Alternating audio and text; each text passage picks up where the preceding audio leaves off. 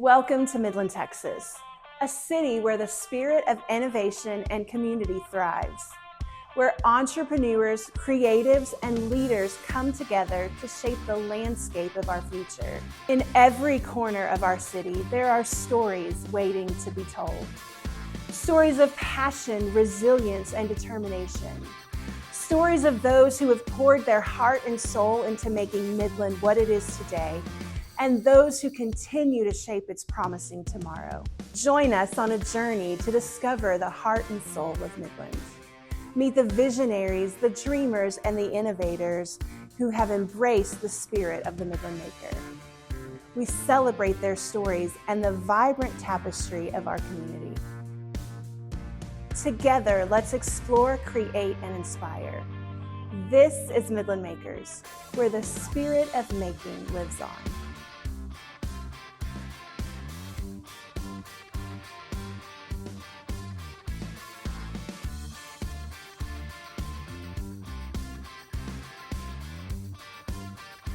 Hi, I'm Susie with Susie South 40, and this is my gift shop right here, this huge room. This is where you can shop and buy to your heart's delight. We've got more sugar, oh my gosh, and chocolate, it's the place to be. Come see me, I'm Susie.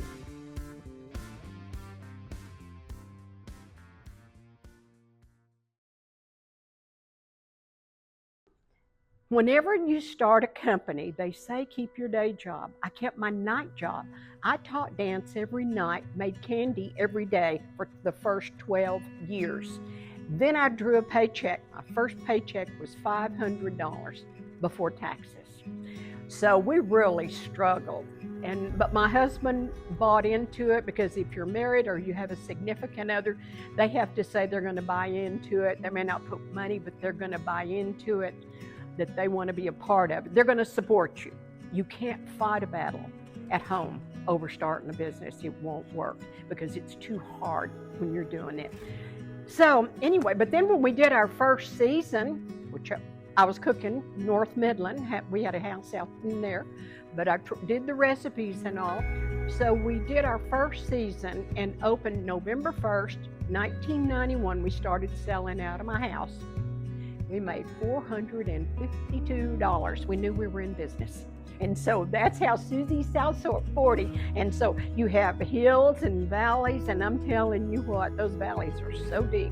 But if you have a passion, and I still have one, I'm in my 33rd year, and I still have a passion for what I do. I'm blessed. So anyhow, that's how we got started. We started in my house in North Midland. Now I'll tell you this, it was illegal at the time. Okay, and so the last time I said that, Governor Perry, we were over on Fairgrounds in that building, Governor Perry was there, and it was the mayor of Midland, the mayor of Odessa, the state representative, and all these other people standing there when I said it was illegal, and they're going, no, and I said, no, it's okay now. This is legal. But what it was, we didn't have the cottage law. You have a cottage law, so now you can cook in your home. I'm Susie, okay? And the land where the pecan groves were south of Midland on 40 acres. So that's how we got the South 40. Now I know there's a lot of bars in Texas named South 40. I've seen those when you're driving down the highway, but that's not me. The pecan grove and the candy is the South 40 here, okay? That was my son. That was my son, David Hitchcock. And what happened, he knew that I was buying out my partner after 10 years, the one that owned the pecan grove. I wanted it to be a woman-owned business. So what he did, my son told me, he said, Mom, I want to get us in the Guinness Book of World Records to celebrate you being the woman-owned business. I said, okay. I was busy. And so I said, okay, but it's up to you. You're going to have to do it. So he researched it, and he found out there was not a Texas-shaped piece of toffee that big. That's how the name came up. So he had the metal form made. We had a trailer that they put it on next door, and they weighed it all and got the net weight of it and all. And when we got through with that one piece of toffee cost $56,000. because it had the Belgian chocolate, it had all the toffee, and it was completely full. If I made it today, it would be $76,000. But what we did, we gave it all to charity. And the girls wore special boots and gloves and everything else, and the shovels were brand new, and they shoveled it into boxes, and that's how they did the pieces. And so then we called the different non-profits, the Soup Kitchen and all the others, and we told them we had it, we gave it all away. So that's how we got started with that. That was my son, David Hitchcock, and his picture's over there, and the book is, and he's sitting right there beside it in the picture. Wow. Yeah, but that's how we did that. So how did Susie shift from that moment of beating that record? Did anything in your company shift of like popularity, people visibility, seeing your name, all that stuff? Probably because it was online and people would look it up, and I think they still do. I know there's stuff out there online or whatever else it is, but it's not me. Some of it, and I wish they'd take it off because it's not good. But I don't want bad stuff there. Yeah, I want to be accountable for whatever I did. I won't deny it. I did it, and I'm trouble with a capital T whenever I want to do something. I walk in an office whenever I've gone downtown to the city, like when we were building the building, and I know they said, "Here comes trouble."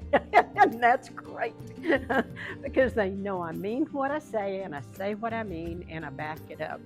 And so, and I'll work with any and everybody that'll work with me. Yeah. So were you born here and raised here? No. Tell us your background a little bit. That's a good story too. Do you really want to hear this? I do. Okay, I was born in Sweetwater, Texas. We moved here the summer before the 3rd grade. Moved to Midland. My dad was a policeman. My mother worked for the telephone company. The rest of the best story of all of that is I met my second husband. I met my second husband in the Last Chance Saloon. He was out with 2 blondes. That is a true story. And we got married. Later, I met him on October the 16th, married him October the 18th. 2 years and 2 days. Makes a better story though, doesn't it? I'm telling you. Life's what you make it, and your imagination just went around the corner. Isn't that funny? But the 2 blondes are true. Yeah, and I was a real brunette then whenever I met him, the brunette one. So, and he was a great guy. He was a cowboy. I met a cowboy. I used to go watch him rope. He would head and heel and do all that, which is what they do in West Texas. I have a neighbor that's getting ready to do that on his land. And so I said, great, I get to come watch it again. First husband, we moved to Lubbock for him to go to Tech. And so we stayed in Lubbock for 11 years. And he wasn't in school all that time, he wasn't that slow, but he went to Tech. And I went to work for a doctor's office there called the Women's Clinic. My bosses delivered my babies. They didn't cost me anything. My insurance was with the doctors didn't charge, my insurance was with the hospital. After the boys got big enough, and we decided we need to move back to Midland because the school system was so good here, and we wanted our boys to be in school in Midland. So that's when we moved back to Midland in February of, I think it was 73. We moved back here, and we bought a house close to Bowie Elementary so the kids could walk to school. And then after we were there for a little bit, they started busing, and so that didn't work. David was in the 4th grade. That's the one that did all this, and so he was bused. And they went to Milam Elementary, and the busing was fine, you know, but we wanted them to be able to walk to school. But sometimes things change, and they change for the better. I don't dream that far out to begin with. Okay, all right, so we had the building south of Midland on 40 acres. And my partner built it for us, and it was a metal building, and it was 1,500 square feet. Now, whenever I bought him out and moved, the building was 5,000 square feet because we'd added on to it. And so after I bought him out, then my son, David, found a building over on Fairgrounds for us to rent. It was 20,000 square I'm telling square feet. We'd have everything in there. If there was going to be a hailstorm, we parked 11 cars in that building to keep them out of the hailstorm. That's how big it was. But it was one for the oil fields, you know, for all of that. And so that was part of it too. Okay, in between all of the other are you still recording? In between all the other stories, first you got to know I have a blessed life, and it's different. I've done so many different things in my life. It's incredible. But one of the things I did, I went to work for hotel chains. When I got a divorce, I had to get a job. So I went to work for a radio station here, and I sold advertising. I didn't know what I was doing, but I sold it to a 7-story building, a sound system. Okay, I can sell. So anyhow, so I did that, and then after that, hotels called and wanted me to go to work for them. So the Holiday Inn called, and I started to work for them. And then when we do sales, they had 4 hotels, 2 in Midland, 2 in Odessa. So I started selling hotel rooms, bringing visitors in. So I would travel around Texas, the United States, bidding on conventions to bring to Midland and Odessa. When it was on the state level, ASA, Amateur Softball Association, local commissioner, Freddie Izell, I would go with Freddie. Freddie's the one that would sell for the teams. I would represent all of the hotels in Midland and Odessa when they sent me a place for people to stay. So then, whenever I did that, I started getting hired from one hotel to another. And so anyhow, sold for the 4 hotels for Holiday Inns.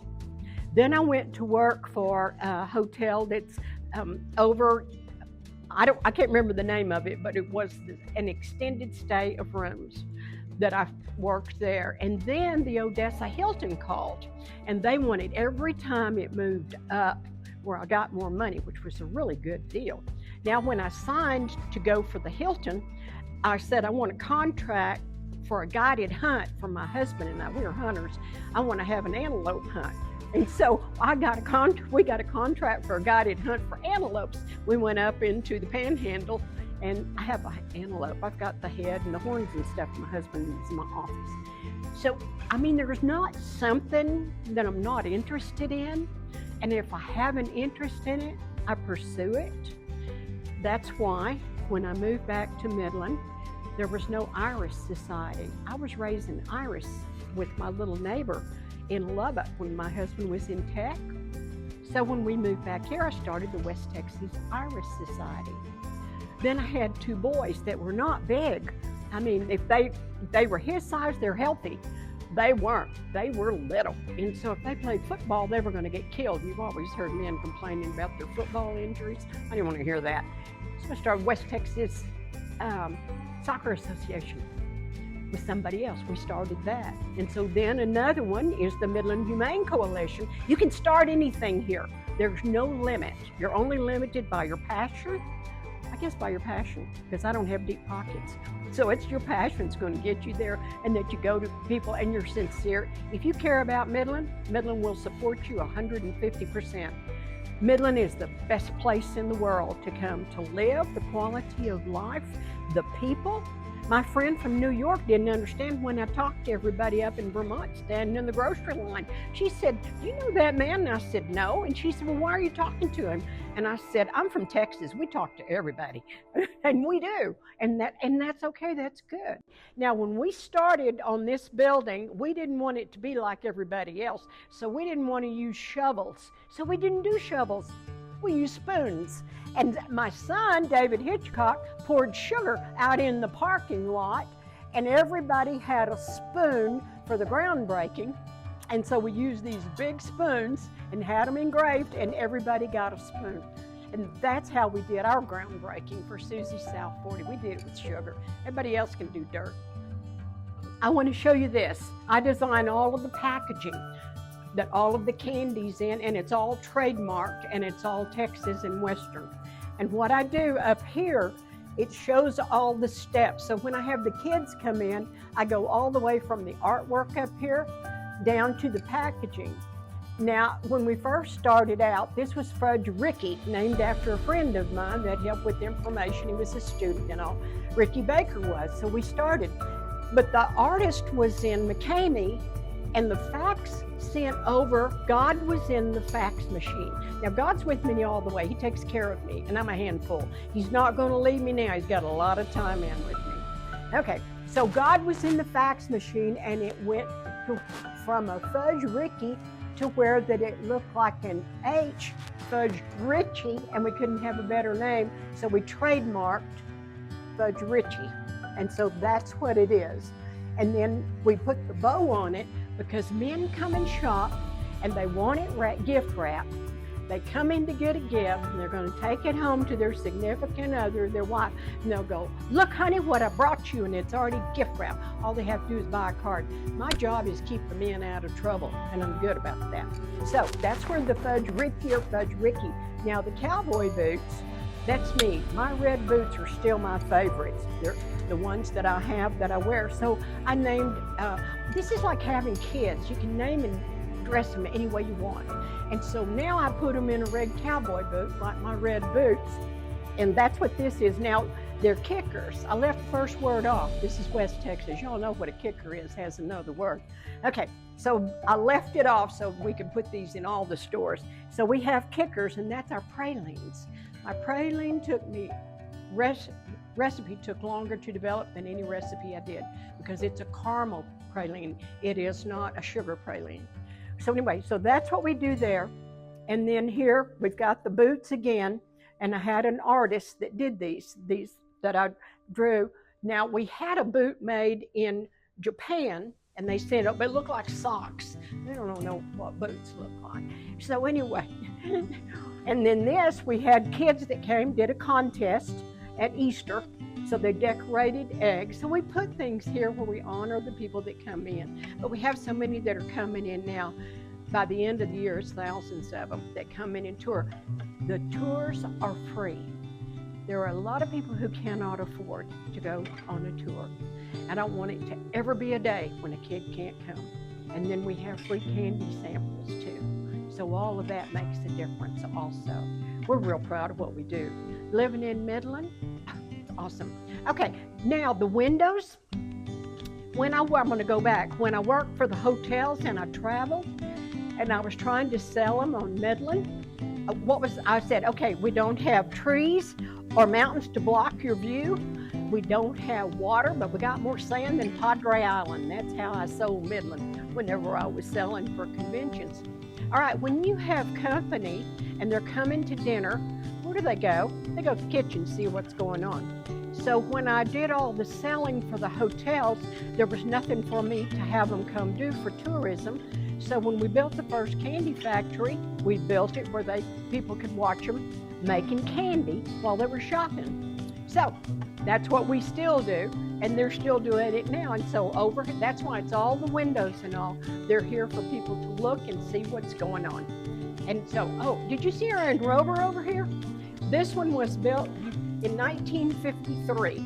Did you ever see the Lucy and Ethel where it's coming off fast and they're eating it and putting it down their blouse and all that? Well, that was on an Land Rover, and that's what that one is. This one was built in 53, and I'm the third owner. And those are the green pretzels. What are they? Key lime. That's what's so good. Key lime pretzels. I can forget it, but you can't. Okay, then that one, it's air conditioned. See, she's loading it all the way down at the other end of the kitchen, and it's coming all the way down. The unit's air conditioned.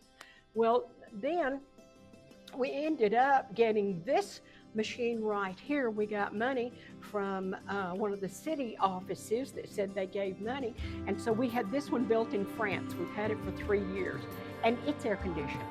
This one right here, but the kids and adults, everybody can see it coming down here, and so they put it down. These are called enrovers.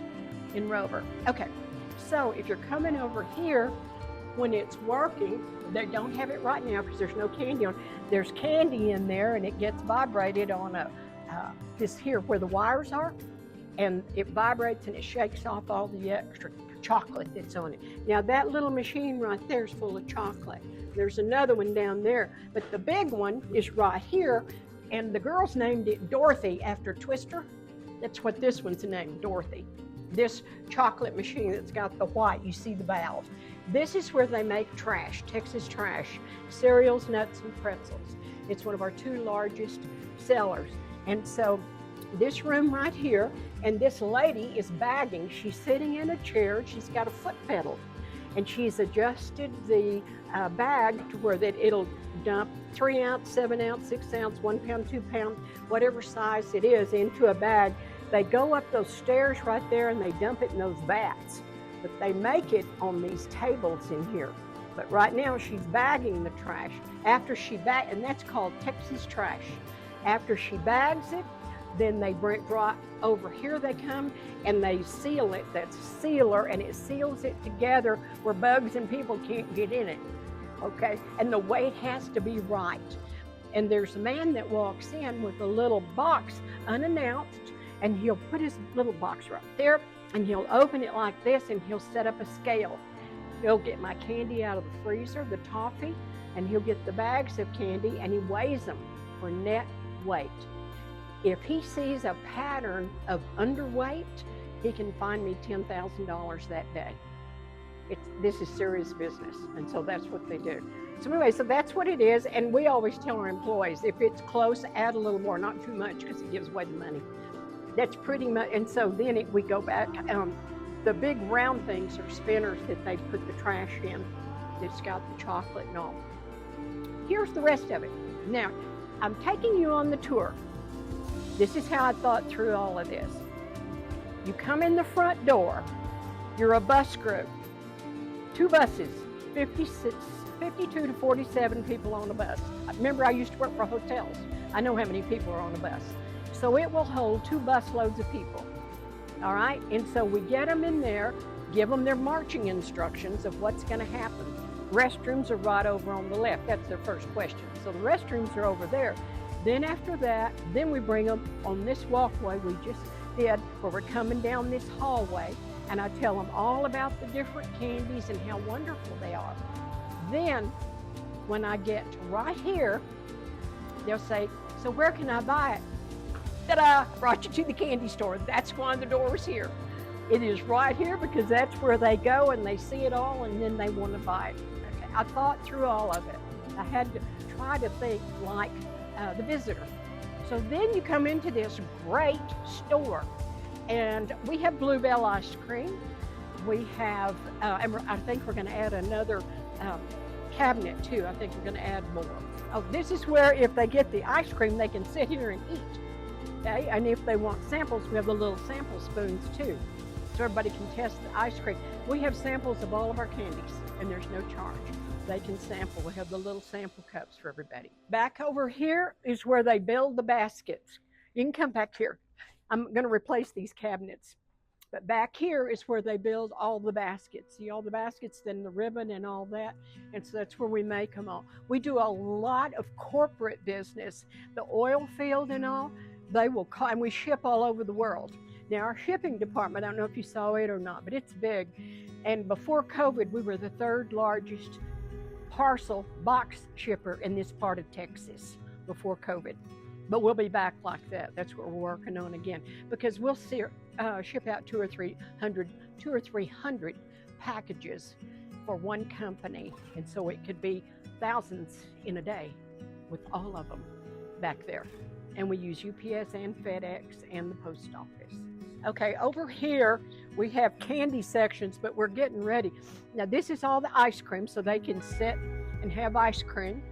And then over here, I may put some booths in. I haven't decided yet, but I have new cabinet. These are candies for the kids, and I have another cabinet that's going to go in here that I'm moving in, where the kids have got to have a chance to handle the candy too.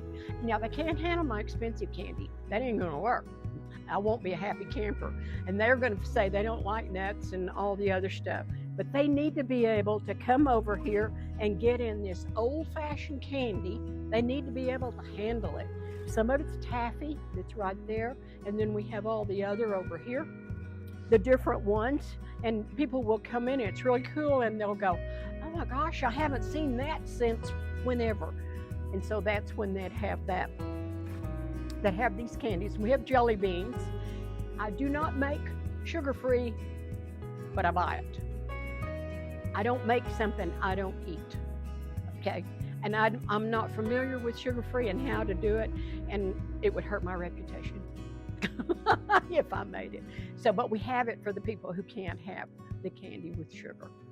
And then we have our Texas trash, and you see it'll have different bows, and this is Texas, and the colors. Now, this is Easter, and this is Mother's Day. When we do the different colors and labels for the candy, we change it all up. We also do private label.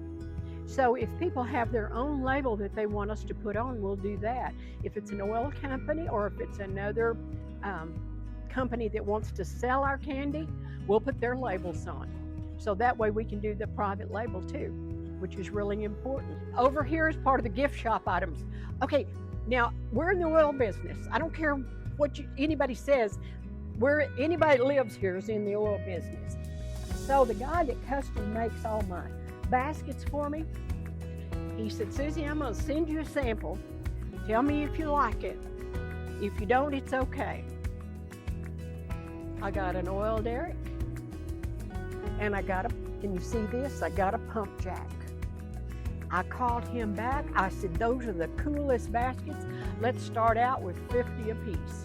Now we order over 100 to 200 at a time and go right through them because that's what we do. Now, these I designed, and we are oil-filled trash, and we're proud of it. So, I mean, there's not a problem with that. So we have that, we trademark it. And so I designed the oil derricks for us, for oil-filled trash. And we have Texas Crude. This ought to be crude. Yep, there's Texas Crude. You'll see they have the names on them. And then we have the 55-gallon oil drums made in miniature. And this one's Texas Crude, and another one's going to be Texas Crude. Another one's going to be, there ought to be a Texas Trash one here or something. I have a Texas Trash. I'm not making that up. There is one. But we have the Texas Crude, which is the oil. And so that's what we put in these, and that's what you'll see in that basket and different ones too. We're all in the oil business. If you live in West Texas, the oil feeds you one way or the other. Okay, over here, we have the gift section too. We have the mugs for the different holidays, and whether it's for Mother's Day, Father's Day, or whatever else, we have that over here also, and the toys. And so, and if somebody's sick or they want to have a gift like that, graduation, we have it all, whatever it is. And my customers give us ideas that we never thought about. We do that too. And we have, so we do that, then we do the gift baskets over here. We have those, have all kinds of ribbon and all that they make the different baskets and all the different things too. So you can kind of tell what we do. We have a lot of custom made. All our Texas baskets are custom made. So there's your oil derricks and your pump jack and all the other that we have made for us. Some things you can't buy, or if you do buy, they're not good enough. And our customers deserve the best. And so that's what we make. My candy is the best you can buy, and anybody that's said it, they'll say it is. Yes, it's not inexpensive, but you get what you pay for. And so if you want the quality, you're going to get it because it's fresh butter from the dairy. The pecans are fresh. The chocolate we buy so we buy our chocolate, pecans, and butter by the ton. We're serious.